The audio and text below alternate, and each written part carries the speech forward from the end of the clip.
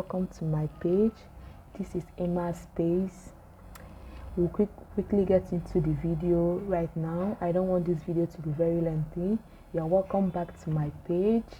How are you all doing? So this is a very requested video. Some people have entered my inbox asking that I should give them tips on how to understand mathematics, that they are finding it hard. Their children are finding it hard to understand in schools. Their teachers are doing well, but this particular child is finding mathematics hard. So I'm here to give out tips on how you can understand mathematics, and I hope it works for you. First off, remove whatever or whoever tells you or told you that mathematics is a hard subject. I can tell you and I can promise you that it is not hard. That is the first healing you are going to do to yourself and your kids. Whenever they throw tantrums and start saying, "Mommy, this subject is hard, I don't even want to have," no, call them to order, promise them or tell them, assure them that it's not hard. Now, assuring them is one thing and being able to help them out is another thing. So let us remove that notion of mathematics. It is not hard. It is your failure to understand it. And the way you are going to understand it is, let's take for example, you don't find any problem or anything hard in counting money, calculating anything that has to do with money.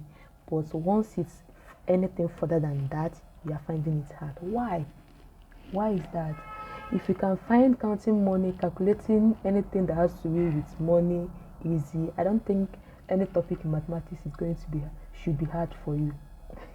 Some people will say, "Is money now? Is business now?" Yes, it's money, it's business, but try putting that effort that you put in calculating that money, that you put in being able to solve problems that has to do with money. Try putting that effort into mathematics, especially in helping your kids.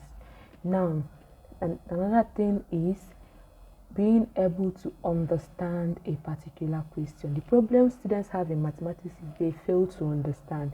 They just read the question as if they are reading an essay. Now, you find a student who enjoys English language, the person will read stories, understand, even yelling for more or yearning for more. Now, if you can read English language and understand it so well, if you can read English language, sorry about that, that is Nigeria for you. Once there is NEPA, there is NEPA. That's how we see it here. That's how we hear it here. So sorry about it. So let me go back to what I was saying.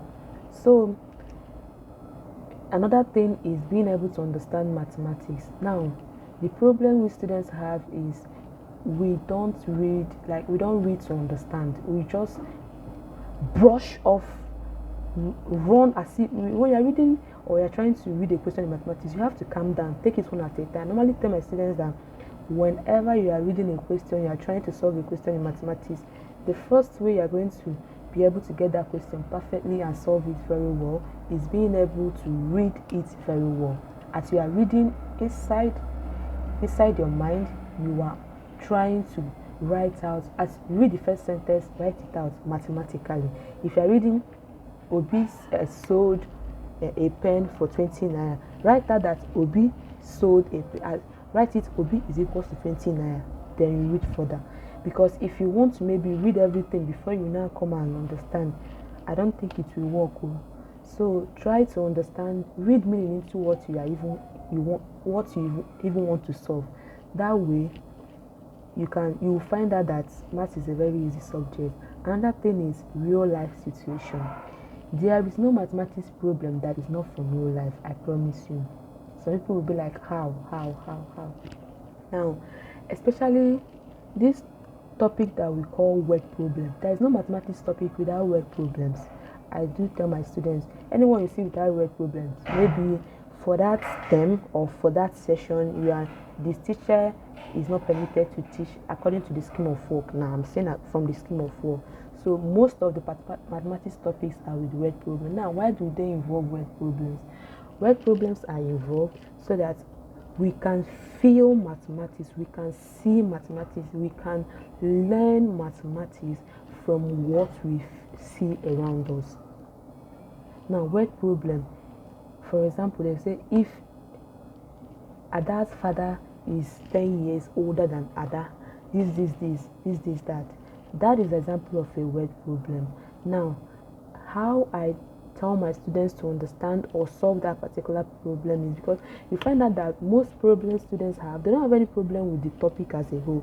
They don't even have any problem with solving any question in the topic. But where the problem comes in now is from the word problem aspect.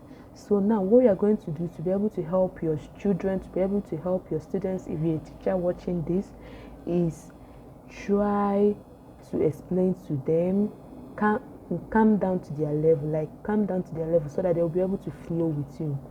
Now, if you read out a word problem, try removing those names inside that question. Try to remove those, replace your name with those names there. That way, if you are reading it and calling out your name, if there's a place where your father is and what you call your father is daddy, try putting daddy there. I think it will work better. It will work fine. That way you can understand more. There are 101 tips on how to make mathematics easy for you. But I'm going to stop this video right here so that you will not find it boring. This is a very educative topic. So we'll talk more on this in another video. So we'll see you shortly in another video. So thank you and have an amazing day. Bye.